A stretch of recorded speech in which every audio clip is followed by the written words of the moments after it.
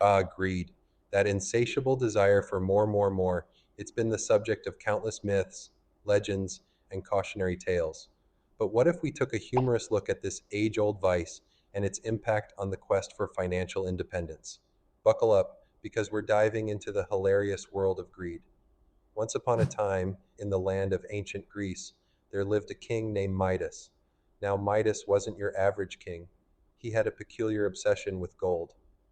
One day he did a good deed for the god Dionysus, who, in return, granted him a wish. Midas, being the gold enthusiast he was, wished that everything he touched would turn to gold. Sounds like a dream come true, right? Wrong. The next morning, Midas woke up and eagerly touched his bed. Poof, golden bed.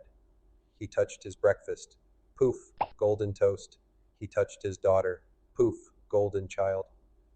Suddenly, Midas realized that his golden touch was more of a curse than a blessing. He couldn't eat, he couldn't hug his loved ones, and he was on the fast track to becoming the loneliest, hungriest king in history. The story of King Midas teaches us that unchecked greed can lead to unexpected and often hilarious consequences. Imagine trying to eat a golden apple or drink from a golden cup. Not so glamorous now, is it? The myth of Midas reminds us that sometimes having too much of a good thing can be downright ridiculous. Fast forward to today, and we see modern day Midas figures everywhere. Take, for example, the tech enthusiast who must have the latest gadget as soon as it hits the market. They camp outside stores, refresh online shopping carts, and spend a small fortune on devices that will be outdated in 6 months. Their house is filled with gadgets, but they can't find their keys or remember the last time they used half of their tech toys. Then there's the foodie who orders everything on the menu because they can't decide. They end up with a table full of dishes only to realize they can't possibly eat it all. They take a bite of each dish, snap a few Instagram photos, and leave the restaurant with a stomachache and a hefty bill. The moral here? Sometimes less is more, especially when it comes to food. Let's not forget the fashionista who buys every trendy outfit they see. Their closet is bursting at the seams, yet they always complain they have nothing to wear. They spend hours trying on clothes, only to end up in the same comfy jeans and t shirt. The lesson? Quality over quantity, folks. Now let's bring greed into the realm of financial independence. The quest for financial independence is all about saving, investing, and managing expenses wisely. But what happens when greed gets in the way? Meet Joe, who dreams of financial independence but has a penchant for high risk investments. He's always on the lookout for the next big thing, convinced he'll strike it rich overnight. Joe's portfolio looks like a roller coaster with wild ups and downs.